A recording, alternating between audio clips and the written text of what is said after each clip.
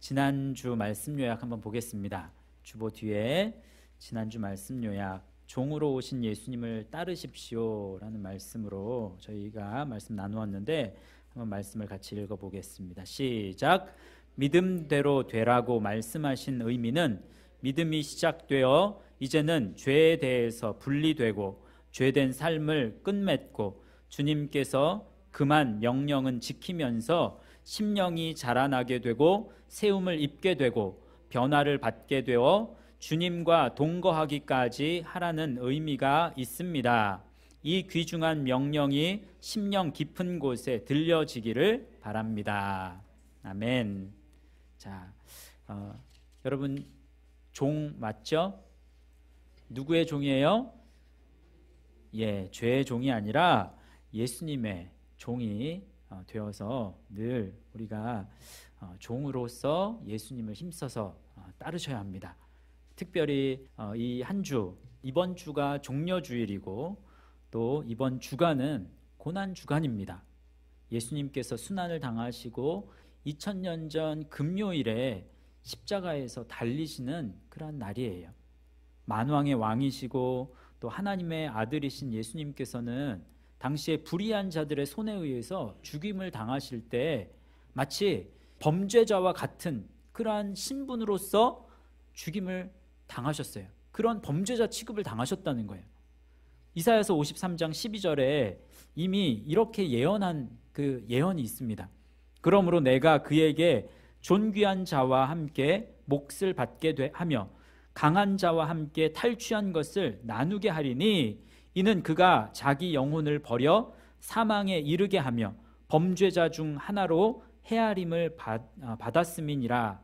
그러나 그가 많은 사람의 죄를 담당하며 범죄자를 위하여 기도하였느니라 라고 말씀합니다. 그럼에도 이 십자가에 달리신 예수님께서는 이 사람들의 죄악을 정죄했어요? 정죄하지 않았어요? 정죄하지 않았어요. 자, 이 예수님의 십자가 사건은 우리를 정죄하기 위함이 아니라 먼저 예수님께서 죄사함의 은혜를 주시기 위함이었습니다. 하나님의 자녀가 되는 권세를 주시기 위해서 우리를 위해서 십자가에 못 박혀 죽으신 거예요. 그러면 여러분, 예수님께서는 세상 사람들을 영원히 정죄하지 않으십니까? 그 십자가로 달리신 예수님이 이제 우리 이 세상의 사람들을 영원히 정죄하지 않습니까? 아니면 정죄합니까? 네? 정죄하십니다. 그러면 예수님께서 언제 정죄하세요? 바로 심판 때. 심판 때에 정죄하셔요. 그러면 심판 때 누가 정죄하신다고요? 정확하게 하나님 아버지예요? 아니면 예수님입니까? 아니면 성령님입니까? 누가 정죄하시는 거예요? 요한복음 5장 22절 말씀에 분명히 나와 있어요. 아버지께서 아무도 심판하지 아니하시고 심판을 다 아들에게 맡기셨다라고 말씀합니다. 그러니까 누가 심판하신다고요? 예수님께서 심판하세요. 그러면 여러분 누구를 심판하십니까? 누구예요? 심판받는 대상이 누구예요? 믿지 않는 사람들이에요? 이 땅에서 예수님을 믿지 않았던 사람들은 예수님을 믿지 않은 것으로 인해서 이미 정죄, 즉 심판을 받은 것과 같아요. 그러면 믿는 성도는 심판을 받아요, 안 받아요? 심판 받아요, 안 받아요? 믿는 사람. 많은 그리스도인들이요, 이 부분에 대해서 굉장히 혼동합니다. 예수님을 믿기만 하면 심판을 받지 않는다고 생각하는데 절대로 그렇지 않아요. 이것은 말씀을 잘못 알기 때문에 그래요. 마가복음 16장 16절 말씀에 보면 믿고 세례를 받는 사람은 구원을 얻게 될 것이라 라고 말씀하는데, 그렇다고 믿고 세례를 받은 사람은 그러면 죽으면 이 땅에서 죽으면 곧바로 천국에 들어가느냐? 그건 아니라는 거예요. 믿고 세례를 받은 것, 그게 여러분 순간이라고 했어요? 아니면 여정이라고 그랬어요? 순간이라고 생각하면 그러면 바로 들어간다고 생각해야 맞는데 그게 아니에요. 그 믿음은 믿음의 여정을 계속해서 그 믿음을 확인하는 삶 속에서 나아가야 되고, 세례도 우리가 예수 그리스도를 믿음으로 받는 세례도 있지만 또 어떤 세례도 있다고요? 십자가 죽음의 세례도 있다고 그랬잖아요. 그래서 그 모든 여정을 다 살펴야 돼요. 오늘 말씀에 보면요, 그래서 먼저 그리스도의 심판대 앞에 서서 심판에 서서 이제 통과할 수 있어야 그래야 이 천국에 들어가는 거예요. 오늘 말씀 10절 말씀에 보면 이렇게 말씀하죠. 이는 우리가 다 반드시 어디 앞에 선다고요? 그리스도의 심판대 앞에 나타나게 되어 라고 말씀하잖아요. 또 이런 말씀은 많습니다. 로마서 14장 10절 말씀에 보면 내가 어찌하여 내 형제를 비판하느냐, 어찌하여 내 형제를 업신여기느냐, 우리가 다 하나님의 심판대 앞에 서리라 라고 말씀해요.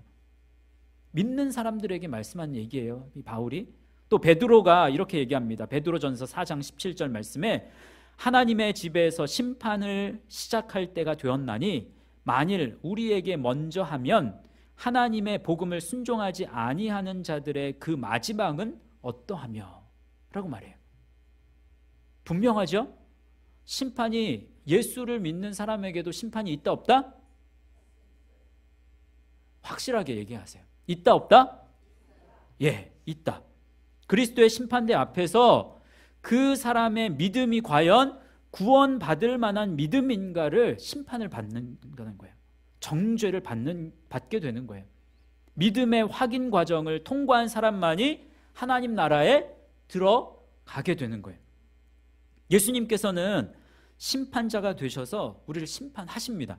그러면 자, 예수님께서 심판자로 앉으셔서 정죄, 즉 죄를 판단하실 때 예수님께서 혼자서 이 심판대에서 판단하십니까? 아니면 죄를 판단하는 사람들, 다시 말하면 배심원과 같은 사람들이 있습니까? 혼자서 한다. 예수님 혼자 심판한다. 그러면 옆에 이제 배심원들이 있다. 뭐예요? 아무도 손 안 드신 분들은 모른다는 거죠. 예? 잘 모르겠는 거죠. 자, 말씀을 살펴보면 예수님께서 배심원을 두고 정죄하심을 우리는 알 수 있어요. 배심원이 정해지게 된 것, 이제 이 누가 배심원으로 정해졌는가? 이 정해진 것은요, 우연히 예수님께서 이렇게 그냥 아무나 뽑아서 배심원으로 놓은 게 아니에요. 예수님과 더불어서 정죄할 수 있는 자리에 앉게 된 데에는 이들의 이 삶 속에서 무언가 정말 이들의 삶을 예수님께서 인정하실 만한 뭔가가 있어요. 그래서 배심원으로 뽑으셨어요. 그러면 그들이 누구인가? 성경에 보면 세 부류가 나와요. 세 부류. 세 부류의 사람들이 배심원으로 심판에 참여하게 되는데, 이들이 우리가 이제 누구인지, 무엇에 대해서 이들이 인정을 받게 되었는가를 우리가 말씀을 통해서 살펴보겠습니다. 첫 번째 배심원은 요나 선지자 때의 니느웨 사람들, 이들이 배심원으로 참여해요. 마태복음 12장 41절에 이렇게 말씀합니다. 심판 때에 니느웨 사람들이 일어나 이 세대 사람을 정죄하리니 이는 그들이 요나의 전도를 듣고 회개하였음이거니와 요나보다 더 큰 이가 여기 있으며 라고 말씀하죠. 보세요. 요나는 3일 동안 걸을 만큼 큰 성읍 니느웨를 며칠 동안 돌았어요. 하루 동안 다니면서 하나님께서 요나를 통해서 말씀하신 그러한 이 심판을 선포했잖아요. 여러분, 그게 무엇을 말합니까? 그게 뭐예요? 40일이 지나면 니느웨가 무너지겠다라는 것을 선포했어요. 하나님 말씀 주셔서. 그러니 뭐 하라는 거예요? 니느웨 사람들에게 너희들 회개해라 라고 이야기한 거죠. 이렇게 말씀이 선언됐을 때 니느웨 사람들이 어떻게 했습니까, 여러분? 회개했어요, 안 했어요? 자, 이 요나는 니느웨 사람들이 돌아서지 회개하지 않기를 원했어요. 그 마음속에서 전혀 이들이 심판받기를 원했지 회개하는 것을 요나는 원하지 않았어요. 그럼에도 불구하고 하나님 말씀 전했단 말이죠. 그런데 이 니느웨 사람들은 어떻게 합니까? 하나님을 믿어요. 말씀에 보면 하나님을 믿고 금식을 선포하고 높고 낮은 자를 막론하고 굵은 옷을 입었다라고 기록되어 있습니다. 이 일이 니느웨 왕에게 들리니까 왕조차도 왕이 보좌에서 일어나서 왕복을 벗습니다. 그리고 굵은 베옷을 입고 제 위에 앉았다라고 기록되어 있어요. 이처럼 니느웨 사람들의 회개는, 여러분, 이러한 회개 대단해요, 안 대단해요? 이러한 회개는 지금 이 시대에 일어나지 않는 일들이에요. 너무나 대단한 일들이 일어난 거예요, 사실. 자, 그러면 니느웨 사람들은 배심원으로서 심판대 앞에 선 사람의 이제 무엇을 보고 무엇을 정죄하겠습니까? 니느웨 사람들이 이 심판대 앞에 이제 서게 되는 사람들 뭘 보냐는 거예요. 그죠? 심판대 앞에 선 자가 일생 동안 얼마나 회개의 삶을 살았는가, 이것을 니느웨 사람들은 볼 거예요. 여러분, 회개한다라는 말은 헬라어로 메타노에오라는 말이에요. 그런데 이 말의 뜻을 파자하면 이 뜻은 무엇이냐? 회개한다라는 것이 뭐냐? 말씀을 마음에 두는 거예요. 말씀과 함께함으로 말씀을 마음에 새기는 것, 이것에서부터 시작돼요, 회개가. 말씀을 이해하는 것, 말씀을 생각하는 것, 이것이 회개하다라는 뜻의 아주 중심에 놓여있는 그러한 의미입니다. 그러니까 말씀을 통하지 않고서는 회개할 수 있다, 없다? 여러분, 말씀을 통하지 않고는 절대로 회개는 있을 수 없어요. 끊임없이 회개하고 또 회개하는 삶을 살아야 그 영혼이 심판대 앞에 나타나게 되었을 때 정죄함을 받지 않고 통과하게 되는 거예요. 그게 첫 번째 기준이에요. 이 첫 번째 부류를 통해서. 자, 그러면 두 번째 배심원은 누구일까요? 두 번째 배심원은 남방 여왕입니다. 남방 여왕이 정죄할 것이다 라고 이야기해요. 마태복음 12장 42절 말씀에 보면 심판때에 남방 여왕이 일어나 2세대 사람을 정죄하리니 이는 그가 솔로몬의 지혜로운 말을 들으려고 땅끝에서 왔음이거니와 솔로몬보다 더 큰 이가 여기 있느니라 라고 말씀하죠. 자, 여러분, 그러면 여기 남방 여왕이 누구예요? 누구를 가리켜요? 그 이름이 있는데 스바 여왕 들어보셨죠? 열왕기에서 솔로몬 시대에 솔로몬의 명성을 듣고 남방에서 이 스바 여왕이 솔로몬을 찾아옵니다. 그래서 그의 지혜를 시험해요. 얼마나 이 사람이, 이 솔로몬이 지혜로운가를 알고 싶어서 찾아와요. 솔로몬이 여호와 하나님께서 주신 지혜로 말미암아서 대답하지 못하는 것이 있었어요, 없었어요? 하나도 없었어요. 그랬더니 스바 여왕이 내가 소문을 통해서 들려온 말들을 믿지 아니하였더니 이제 와서 친히 본즉 내가 들은 것은 절반도 못 되니 당신의 지혜와 복이 내가 들은 소문보다 더하도다 라는 말을 합니다. 그렇게 솔로몬 왕을 칭송하면서 이제 열왕기상 10장 9절 말씀에 보면 뭐라고 이 스바 여왕이 고백을 하냐면 당신의 하나님 여호와를 송축할지로다.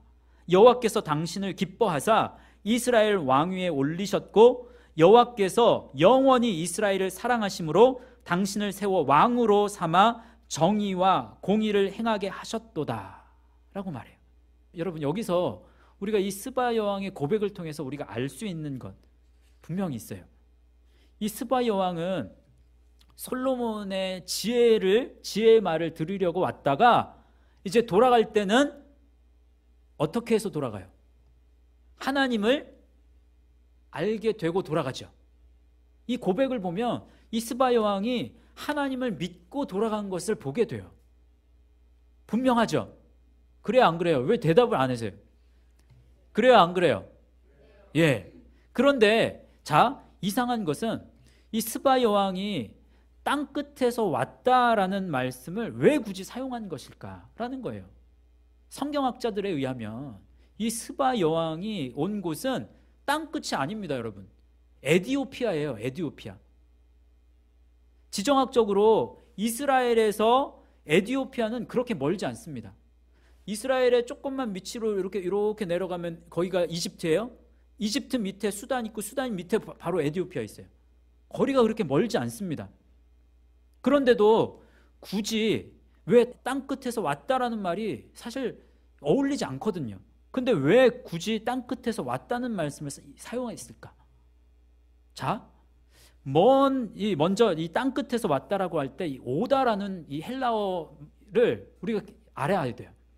이 오다라는 헬라어는 에르코마이라는 말이에요.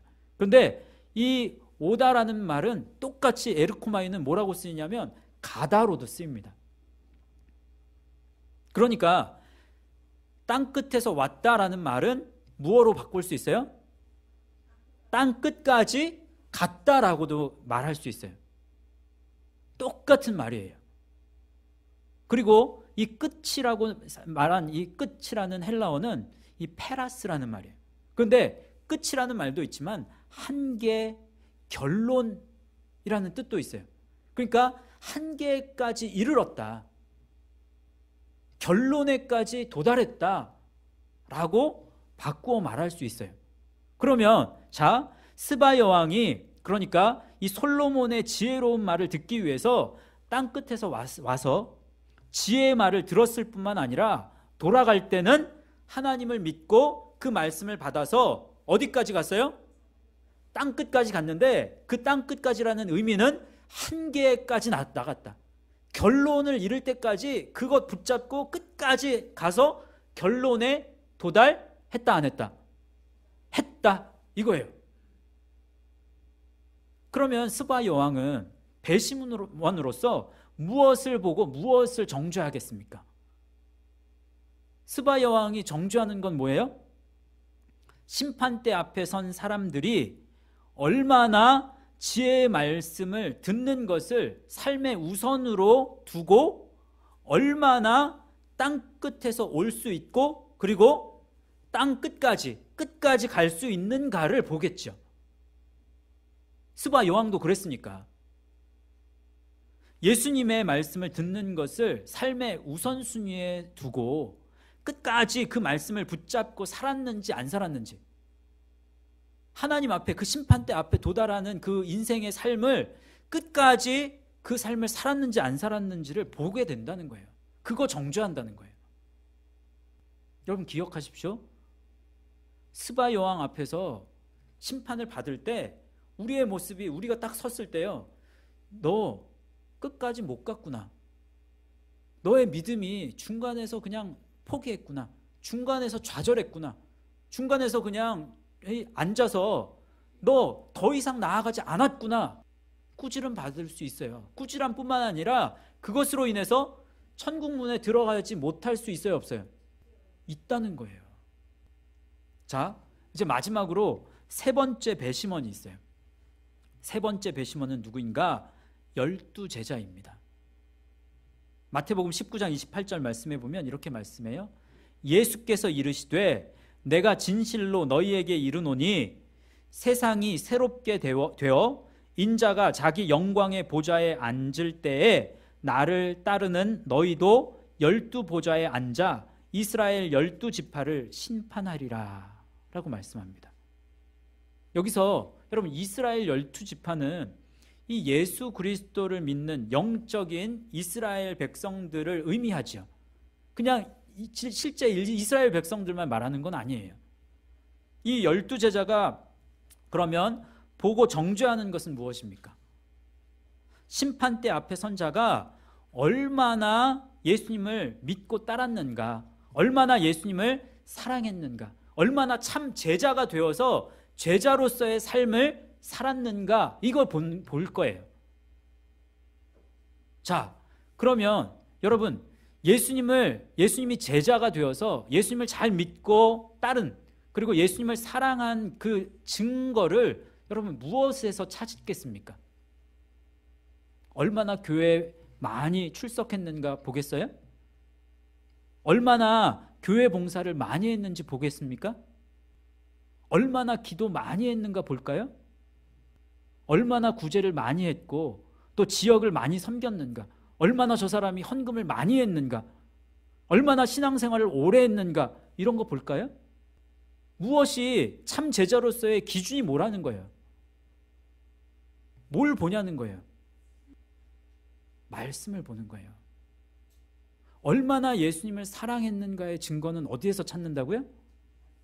말씀에서 찾는다니까요. 오직 내가 얼마나 말씀을 사랑했는가를 통해서 예수님 사랑을 증명할 수 있어요. 자, 여러분, 이 세 부류의 사람들이 예수님과 함께 정죄하는 것을 한번 이제 정리해 봅시다. 첫 번째, 니느웨 사람들은 말씀을 통해서 얼마나 회개했는가를 볼 거라고 그랬어요. 그리고 두 번째, 남방의 스바 여왕은 얼마나 말씀을 끝까지 붙잡고 살아갔는가를 본다고 그랬어요. 그리고 세 번째, 이 12 제자들은 얼마나 그들이 제자로서 예수님을 사랑하고 따랐는지를 본다고 그랬어요. 이 세 가지의 공통점이 뭐예요? 이 세 가지 공통점이 다 뭐가 들어가요? 말씀이 들어가죠. 여러분, 요한계시록 19장 11절에서 16절을 살펴보면 심판주로 세상에 오실 예수님의 이름이 세 가지로 나와요. 예수님의 이름이, 별명이 세 가지예요.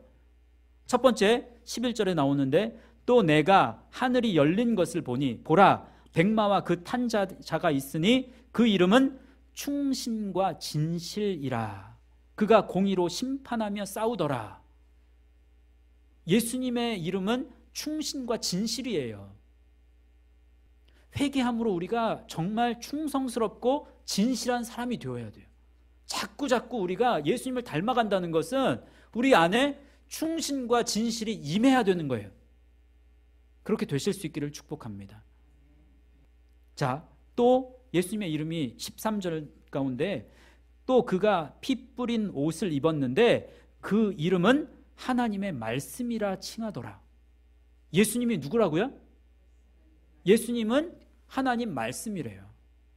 예수님 사랑한다는 건 곧 말씀을 사랑하는 것. 제 이야기가 아니라 말씀에서 그렇게 기록하잖아요.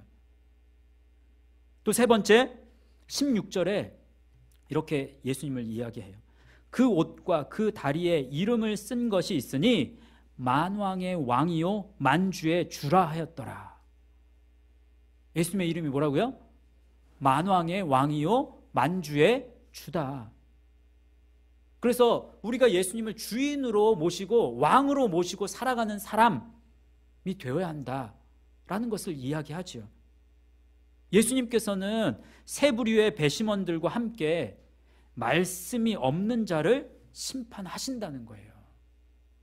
계시록 19장 20절 말씀해 보면요, 짐승이 잡히고 그 앞에서 표적을 행하던 거짓 선지자도 함께 잡혔으니 이는 짐승의 표를 받고 그의 우상에게 경배하던 자들을 표적으로 미혹하던 자라. 이 둘이 산채로 유황불 붙는 못에 던져지고 라고 이야기해요. 이 짐승과 그리고 거짓 선지자 천국에 못 들어간다는 거예요. 유황불에 떨어진다는 거예요. 근데 여러분, 이 짐승과 거짓 선지자는 누구를 가리키는지 아세요? 짐승은 뭐 동물입니까? 여기서 나오는 짐승은 누구예요? 누구를 가리켜요? 어떤 사람을 가리켜서 말씀은 짐승이라고 이야기하는지 분명히 나옵니다. 베드로후서 2장 12절에도 나오고 유다서 1장 10절에도 나와요. 베드로후서 2장 12절에 이렇게 말씀합니다. 그러나 이 사람들은 본래 잡혀 죽기 위하여 난 이성 없는 짐승 같아서 그 알지 못하는 것을 비방하고 그들의 멸망 가운데에서 멸망을 당하며. 자, 누가 멸망당한다고 그래요? 지금 여기 말씀에서 이성 없는 짐승이 멸망당한다고 하죠. 그래요, 안 그래요? 그런데 이성이 없다라는 것은요, 여기서 이성이라는 말을 헬라어에서 무슨 단어를 쓰냐면 로고스라는 단어가 쓰여요. 로고스 뭐예요? 말씀이라는 말이에요. 로고스라는 말로도 번역이 되지만 이성이라는 말로도 번역이 되고 도라는 말로도 번역이 되고 계수한다, 계산한다라는 말로도 번역이 돼요. 말씀이 없는 사람을 가리켜서 짐승이라고 이야기하는 거예요. 그 사람 가운데 말씀이 그 마음 가운데, 심령 가운데 새겨졌는지 안 새겨졌는지를 보고 그 사람 안에 말씀이 없으면 그 사람은 짐승 취급을 받는 거예요. 그럼 어디로 가요? 천국이 아니라 어디 간다? 유황불에 떨어진다고 그래요. 여기 거짓 선지자는요, 저는 처음에 저 이단에 속한 사람들만 말하는 줄 알았어요. 그런데 목회자가 중요해요. 목회자가. 말씀이 없는 목회자는 하나님께서는 무엇으로 칭한다? 거짓 선지자로 봅니다. 하나님 앞에서 목회자인데, 목회자가 내가 목회자입네. 그런데 말씀과 가까이 하지 않는 목회자는 어떻게 된다고요? 거짓 선지자로 낙인 찍히는 거예요. 그래서 거짓 선지자들도 어디 가요? 지옥 갈 수 있어요. 말씀이 없는 사람은요, 멸망당할 수밖에 없다는 것을 여러분 기억하셔야 돼요. 그래서 매일매일 여러분의 삶 속에서 말씀의 다스림을 받으시는 훈련을 하셔야 돼요. 자꾸만 여러분의 뜻대로 살아가시면 안 된다는 거예요. 말씀의 지배를 받고 말씀으로 다스림을 받으면서 사는 연습이 곧 어디 가는 연습이다? 천국 가기 위한 준비하는 거예요. 말씀이 그 심령에 새겨진 사람이 끝까지 믿음을 지켜서 나갈 수 있고 또 구원을 얻게 된다는 것, 여러분 꼭 기억하실 수 있기를 바랍니다. 말씀 따라 사는 삶이 결국 승리하는 거예요. 말씀 따라 사는 삶, 말씀 따라 사는 사람이 결국 이기게 되는 거예요. 이 땅에서 뭔가 이 땅에서의 모습을 보고 평가하면 안 돼요. 우리의 평가의 기준은 어디예요? 예수 그리스도의 십자가, 이 그리스도의 심판대 앞이에요. 그때 평가를 잘 받아야지 중요한 거지. 지금 잘못된 평가 받는, 무슨 환경 보고 무슨 뭐 보고 평가, 나 뭐가 잘못됐나 봐, 아닌가 봐. 아닙니다. 여러분이 말씀 따라 사는가, 말씀 따라 사는 삶 속에서 어떠한 일이 일어났는데 그 일이 우리 눈으로 봤을 때, 사람의 눈으로 봤을 때 그 일이 안 좋은 일이에요. 그러면 그 일이 정말 안 좋은 일인가? 안 좋은 일이에요? 아니에요? 하나님 기준으로는 다르다는 거예요. 내가 말씀을 따라 사는데 그 삶 속에서 어려움을 당한다? 하나님이 함께 하세요. 그리고 그리스도의 심판대 앞에서는 인정받게 된다는 거예요. 누구를 통해서? 이 세 부류를 통해서. 끊임없이 회개하십시오. 니느웨의 백성들이 심판할 거예요. 끝까지 말씀만 붙잡고 다른 거 붙잡지 마세요. 말씀만 붙잡고 끝까지 나아가십시오. 나중에 심판대 앞에서 예수님과 함께 스바 여왕이 심판할 거예요. 여러분 제자가 되세요. 무리 수준의 믿음으로 머무르지 마시고 참 제자가 되십시오. 그래서 예수님 부인하지 말고 예수님만 따라서 예수님 사랑하며 살아갈 수 있는 그런 성도가 되십시오. 나중에 예수님과 함께 이 12 제자들이 심판할 거예요. 바라기는 저와 여러분이 이제 심판대 앞에서 심판받는 그때 우리 영동교회 모든 성도들이 다 하나같이 하나도 빠짐없이 다 천국 문으로 들어가실 수 있기를 축복합니다. 지금 아멘 하셨죠? 그러면 아멘하고 오늘 삶 속에서 잊어버리면 돼요? 안 돼요? 안 돼요. 잊어버리시면 안 되는 거예요. 평생을 목사는 잊어버려도 돼요. 그렇지만 말씀은 잃어버리면 안 돼요. 내가 말씀 따라 산다. 말씀에 이 지배를 받고 산다. 하루의 생활 돌이켜 보십시오. 여러분 하루의 삶 속에서 말씀 묵상하고 말씀 바라보는 삶이 정말 얼마나 되는지, 뭐에 속해서 살아가는지 그거 자꾸 점검하셔야 돼요. 여러분의 삶이 말씀과 함께 사는 삶이 아니라면 자꾸 회개하셔야 돼요. 그리고 또다시 말씀으로 돌아가셔야 돼요. 말씀을 듣는 데서부터, 말씀을 읽는 데서부터, 그리고 말씀을 묵상하고 나중에는 말씀을 연구하는 데까지 나아가시면, 그러면 정말 하나님 앞에서 그 믿음이 쑥쑥 자라나는 그러한 복된 성도가 될 줄 믿습니다. 그러한 믿음이 사람이 되어야 안심을 하는 거예요. 믿고 세례를 받는 사람 구원받는다라고 했을 때 나는 구원받겠지. 천만의 말씀이에요. 정말 내가 말씀을 소중하게 여기고 말씀을 최우선의 삶으로 살아가는 사람만이 구원이 임하게 되는 거예요. 여러분, 구원받는 사람들 다 되실 수 있기를 주님의 이름으로 축복합니다. 아멘. 자, 이 시간에 저희들 주신 말씀 생각하시면서 주님 말씀하시면 이라는 찬양이에요. 주님 말씀하시면, 주님 멈추라 하시면 내가 멈추겠습니다. 주님 가라 하시면 내가 가겠습니다. 주님 말씀 따라서 그 말씀의 지배를 받으면서 내가 나아가겠습니다. 다시금 내 마음을 돌이키겠습니다. 다른 거 보지 않겠습니다. 물질이나 명예 바라보지 않겠습니다. 내가 말씀만 보고 따라가겠습니다. 이러한 고백으로 우리 찬양하고 하나님 앞에 기도하며 나아갑시다.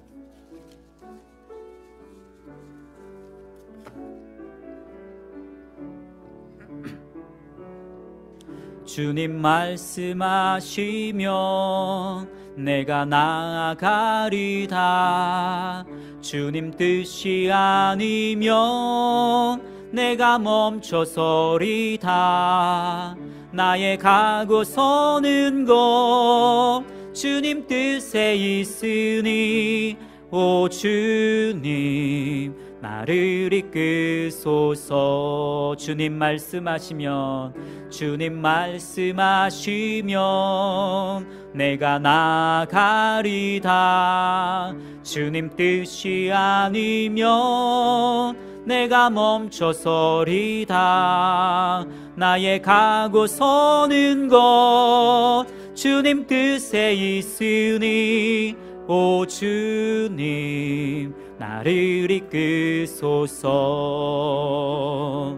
뜻하신 그곳에 나 있기 원합니다. 이끄시는 대로 순종하며 살리니 연약한 내 영혼 통하여 일하소서. 주님 나라와 그 뜻을 위하여 뜻하신 그곳에 나 있기 원합니다.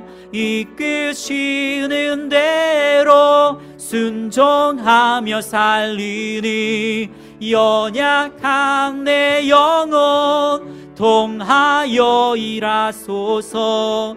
주님 나라와 그 뜻을 위하여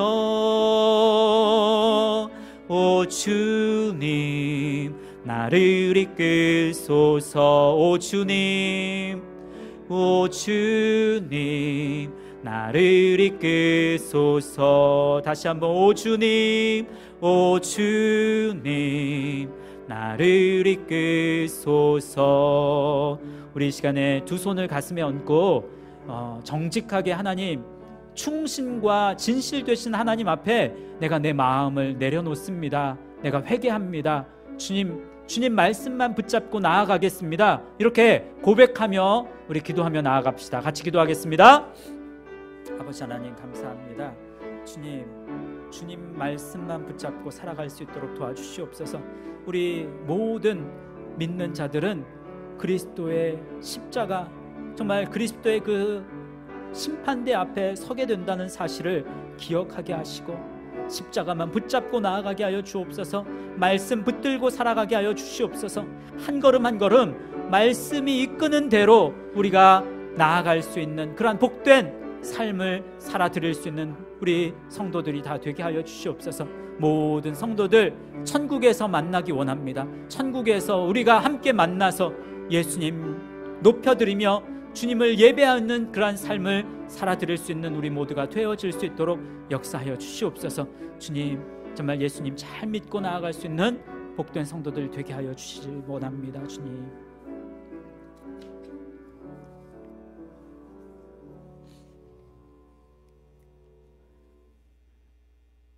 하나님 감사합니다.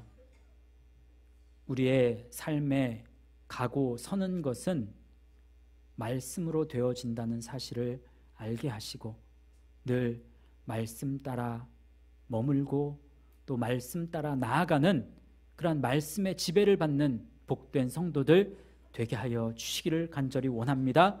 그렇게 역사하셔서 우리 모든 성도들 천국에서 다 만날 수 있는 우리 복된 성도들 되게 하여 주옵소서. 예수님의 이름